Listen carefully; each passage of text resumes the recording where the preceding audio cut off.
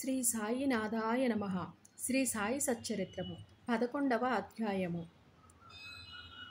సాయి సగుణ బ్రహ్మస్వరూపుడు.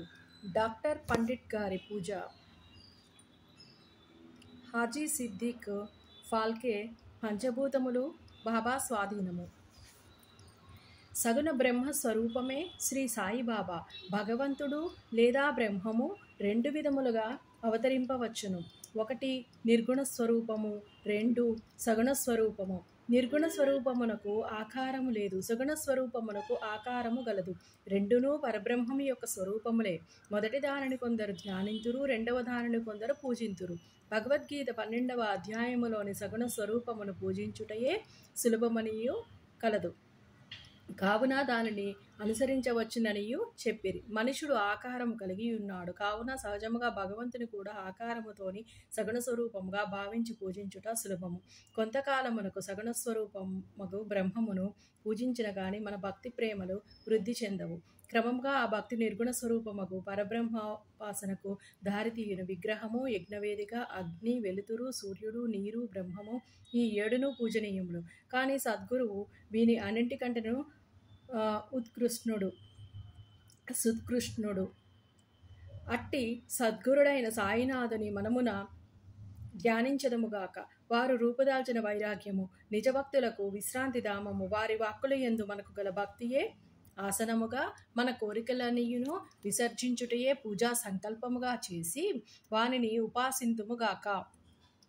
కొందరు సాయిబాబా ఒక భగవద్భక్తుడనెదరు, కొందరు మహాభాగవతుడని అందురు.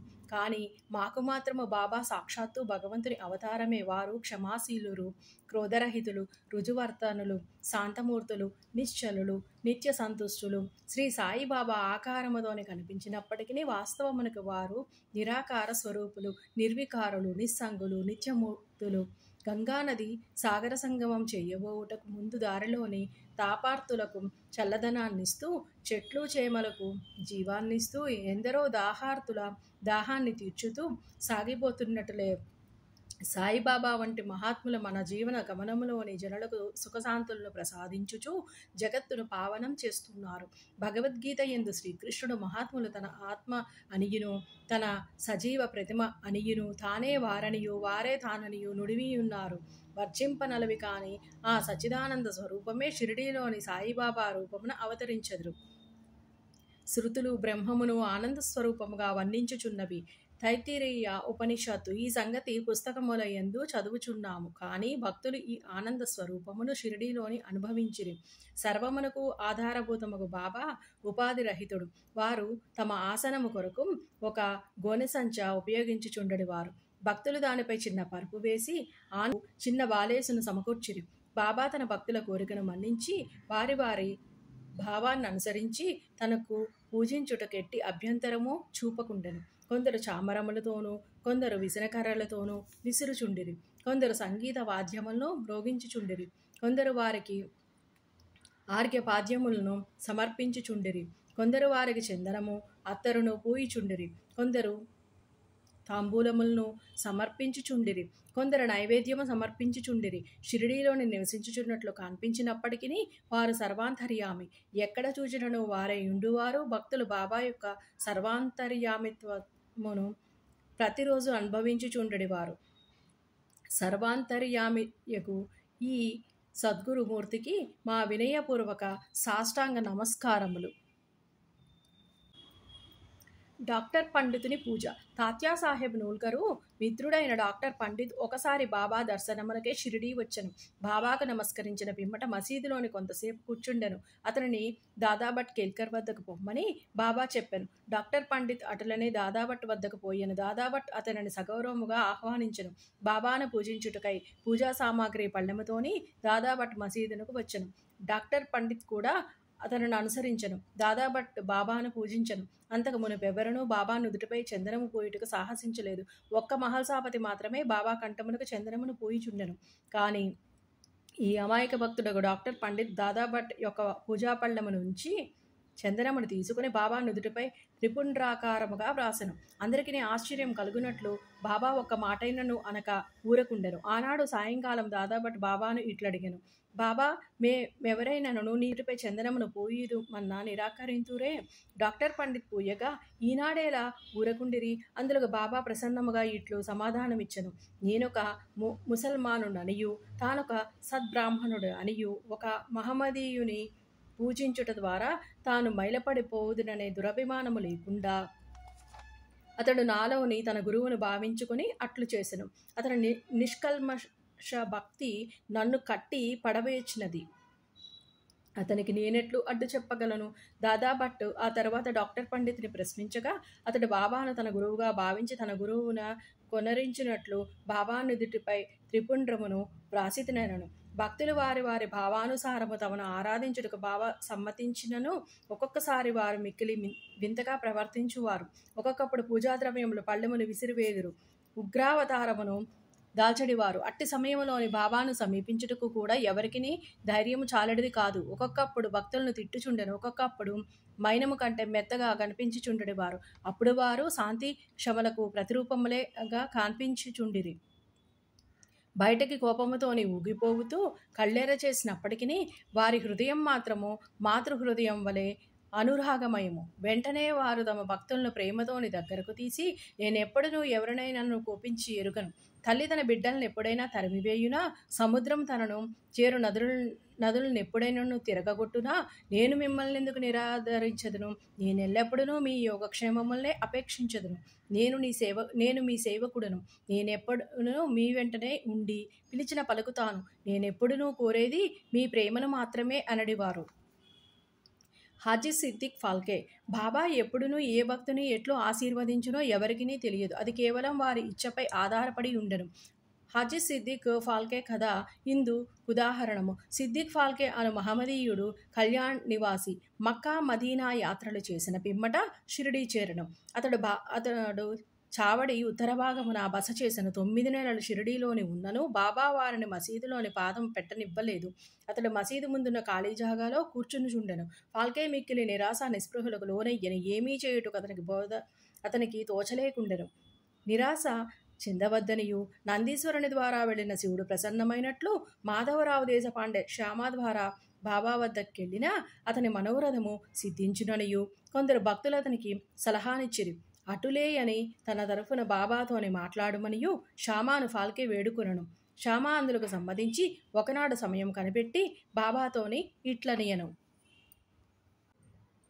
బాబా, ఆ ముదుసలి హాజీని మసీదులోని కాలు పెట్టనీయవేళ ఎంతోమంది వచ్చి నిన్ను దర్శించి పోవుచున్నారు. ఆ హాజీని మాత్రం ఎందుకు ఆశీర్వదించవు? దానికి బాబా ఇట్లని జవాబిచ్చిన, శ్యామ, ఇటువంటి విషయములలో నీవింకా పసివాడువు. నీకు ఇవన్నీ అర్థం కావు. అల్లా ఒప్పుకొననిచో నేనేమి చేయగలను? అల్లా మీ ఆ కటాక్షము లేనిచో ఈ మసీదులోని పాదము పెట్టగలవారెవరును? సరే, నీవు వాని వద్దకు పోయి వానిని భారవీ భావి వద్దనున్న ఇరుకు కాలిబాటకు రాగలడేమో అని అడుగుము. శ్యామ పోయి షాజీని ఆ విషయం అడిగి తిరిగి బాబా వద్దకేగి హాజీ అందులకు సమ్మతించినని చెప్పాను. 40,000 రూపాయలు 4 వాయిదాలలోనే ఇవ్వగలడేమో కనుగొనమని తిరిగి బాబా అడిగాను. శ్యామ వెంటనే పోయి హాజీ తాను 4 లక్షలు కూడా ఇచ్చుటకు సిద్ధముగా నున్నానని జవాబు తెచ్చాను.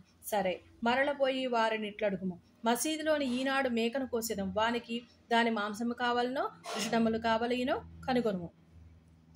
బాబా వారి కొలంబ మసీదులోని బాబా భిక్ష చేసి తెచ్చిన పదార్థములలో ఉంచిన మట్టి పాత్రలోని ఉన్న చిన్న ముక్కతోనైనను సంతృష్టి చెందుననియు శ్యామ ద్వారా హాజీ బదులు చెప్పాను. ఇది వినగానే బాబా మిక్కిలి కోపంతోని మసీదులోని కొలంబ నీటి కుండలను బయటకు విసిరవైచి తిన్నగా చావడిలోని ఉన్న హాజీ వద్దకు పోయి తన కఫ్నీని పైకెత్తి పట్టుకొని తీవ్ర స్వరంతో నన్ను గురించి ఏమనుకునుచున్నావు? నీవేదో గొప్పవాడివనియు పెద్ద హాజీవనియు గొప్పలు పోవచ్చు ఏమిటేమిటో వదులుచున్నావే? నా దగ్గర నీ ఆటలు ఖురాను చదివి నీవు తెలుసుకొన్నది ఇదేనా? మక్కా మదీనా యాత్రలు చేసి తిననే గర్వంతోని నేనెవరో తెలుసుకొనలేకున్నావు అనుచు ఏమేమో ఇంకనూ అతనిని తిట్టి మసీదునకు మరలి వెళ్ళెను. బాబా ఆగ్రహావేశములను చూచిన హాజీ గాబరాపడెను. ఆ పిమ్మట బాబా కొన్ని గంపల మామిడి పండ్లను కొని వాటిని హాజీకి పంపెను. తిరిగి హాజీ వద్దకు వచ్చి తన జేబులో నుంచి 55 రూపాయలు తీసి లెక్కపెట్టి హాజీ చేతిలోని పెట్టెను. అప్పటి నుంచి హాజీని బాబా ప్రేమాధరములతోని చూచుచూ భోజనమునకు పిలుచుచుండెను. హాజీ ఆనాటి నుండి తన ఇష్టం వచ్చినప్పుడల్లా మసీదులోనికి పోవుచుండెను. బాబా ఒక్కొక్కప్పుడు వానికి డబ్బు ఇచ్చుచుండెను. బాబా దర్బారులోని అతడు కూడా ఒక్కడయ్యను. పంచభూతములు బాబా స్వాధీనం. బాబాకు పంచభూతముల స్వాధీనములనియు తెలుపు 2 సంఘటనలను వర్ణించిన పిమ్మట ఈ అధ్యాయమును ముగించెదను. ఒకనాడు సాయంకాలం షిరిడీలోని గొప్ప తుఫాను సంభవించెను. నల్లని మేఘములు ఆకాశమును కప్పెను. గాలి తీవ్రముగా వీచెను. ఉరుములు మెరుపులతోని కుంభవృష్టి కురిసెను. కొంతసేపటిలోని నేల అంతయును జలమయమయ్యను. పశుపక్షాది జీవకోటితో సహా జనులందరూ మిక్కిలి భయపడిరి. షిరిడీ గ్రామంలోని కొలువైయున్న శని, శివపార్వతులు, మారుతి, ఖండోబా మొదలైన దేవతలెవరునూ వారిని ఆదుకొనలేదు. కావున వారందరూ మసీదునకు వచ్చి బాబాను శరణుజొచ్చిరి. తుఫానును ఆపివేయుడనియు బాబాను వేడుకొని ఆపదలోని ఉన్న జనులను చూచి బాబా మనసు కరిగెను. వారు బయటకు వచ్చి మసీదు